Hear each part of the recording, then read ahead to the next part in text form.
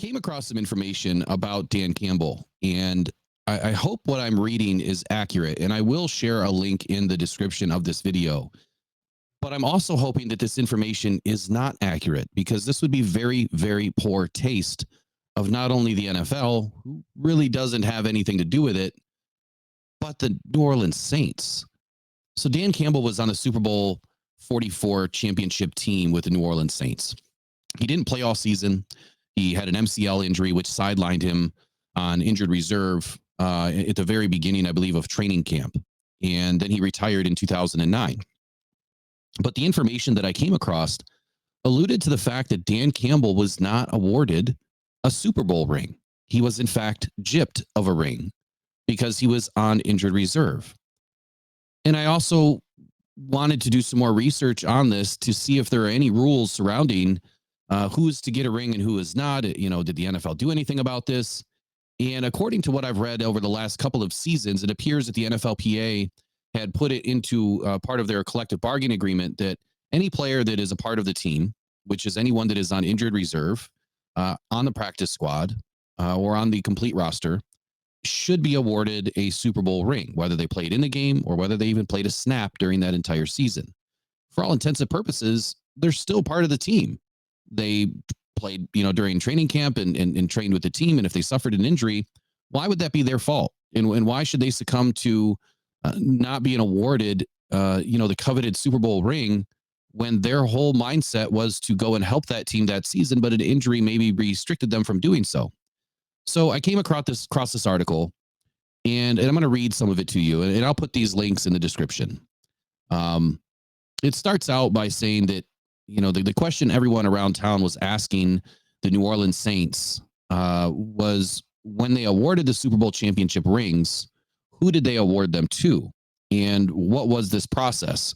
This article was dated June 20th, 2010 by Jeff Duncan of NOLA.com. And this goes on to say that the Saints had to draw the line somewhere in the selection process. And it's hard to argue that the 219 folks that received a ring and made the cut didn't deserve one, or maybe others deserved one over somebody else. But it goes on to say that the decision process was not an easy task, that the job ultimately fell upon the general manager at the time, Mickey Loomis, and deciding who, were to get a Super Bowl ring was a great problem to have, yet it's a big problem. When you have to decide against giving a ring to somebody over somebody else. I never really thought that this was an issue. I thought that, everybody within the franchise would receive a ring. I guess I never gave any, thought to, does the medical staff get one? The training staff get one? The food providers? I mean, the general laborers? I mean, there's a lot of people involved, in the process of running an NFL franchise. Where does the buck stop? And I don't know if I'll ever know that answer. But it does go on to say here that Loomis did his due diligence, that he surveyed the past several Super Bowl champions to find out the selection process that they had followed. And after speaking with various clubs about their Super Bowl championship experience and how they decided upon the rings, what he found was very subjective, that some clubs awarded rings to everybody and their mother, and some clubs were more judicious and a little, stingy with, how they were going to do this. The final decision, though, was up to the club. The NFL does not take part in the process other than they pay for 150 of the rings. Anything after that is on the club.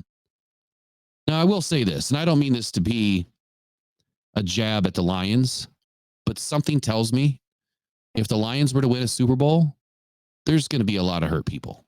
I just have this feeling that the Lions are going to be cheap based on what just happened with season tickets and, the price of food at the stadium and what you don't get and how small, the portions are. And, the food is lackluster at best. I mean, it's gotten better over the years, but I feel like they didn't raise, ticket prices, but instead they, doubled, tripled, and quadrupled prices for food and reduced the, the amount of food that you received.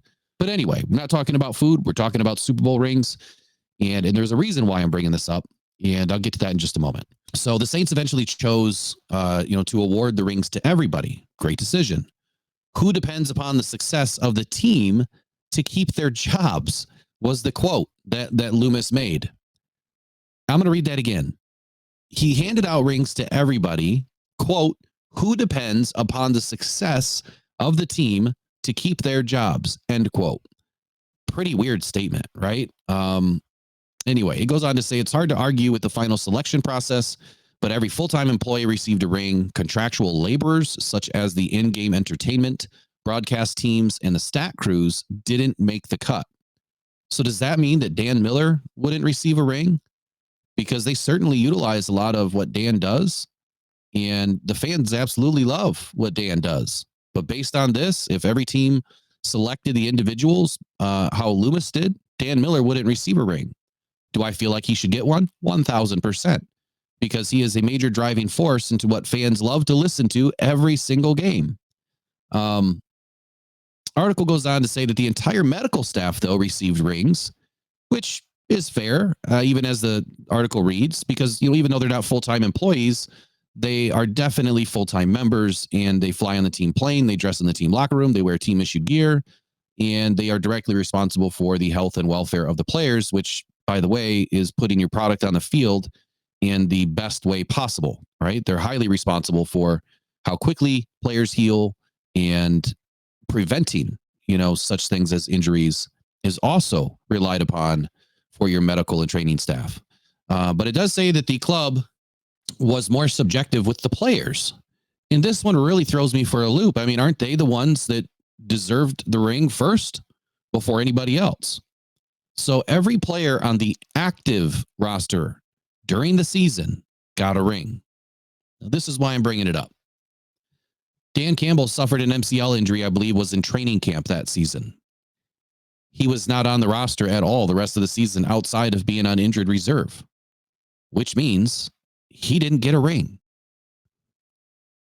I just don't understand how a team could make that kind of a boneheaded decision that you brought these guys in, they were supposed to be part of your team, and then they get injured working for you, and you don't give them a Super Bowl ring. So it goes on to say that the Saints also rewarded select players that were on the practice squad and injured reserve. Select players. For instance, Billy Miller and Mark Simonu received rings. They stuck around all season, spent time in the locker room and in the meetings, and attended most of the games. But it goes on to say that Dan Campbell, who was placed on injured reserve in the preseason, was rarely seen again. And that's why he didn't receive a ring. So here's the deal. Super Bowl 44 was part of the 2009 season. It was on February 7th of 2010. When Dan Campbell was injured during the preseason and placed on injured reserve, I mean, that's probably enough reason as to why, he wasn't going to stick around in all the team meetings, and he was going to retire after that season. So in his mind, he was already done.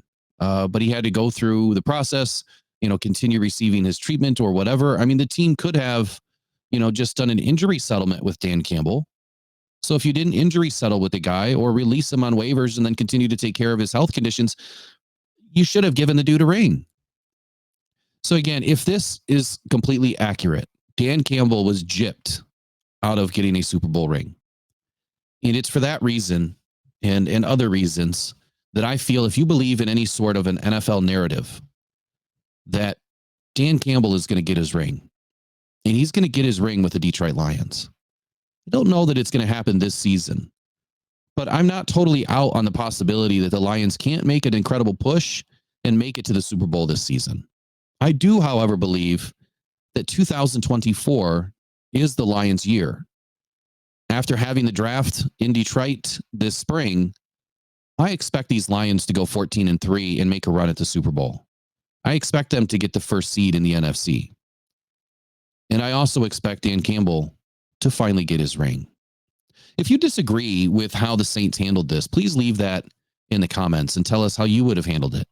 If you have any other information that combats this article where Dan Campbell did receive a ring, I would love to know that information too.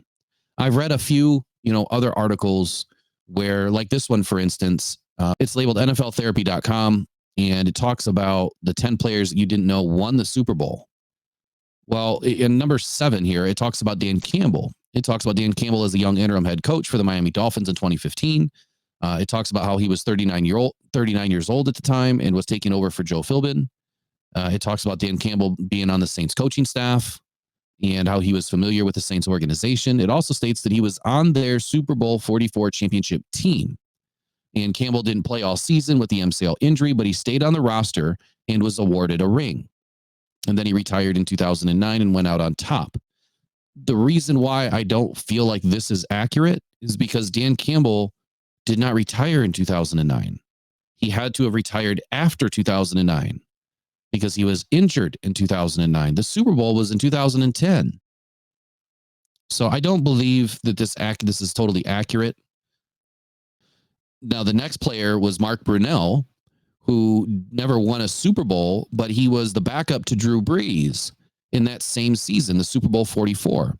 So in the 2009-2010 season, Mark Brunell, as the backup, won a Super Bowl ring.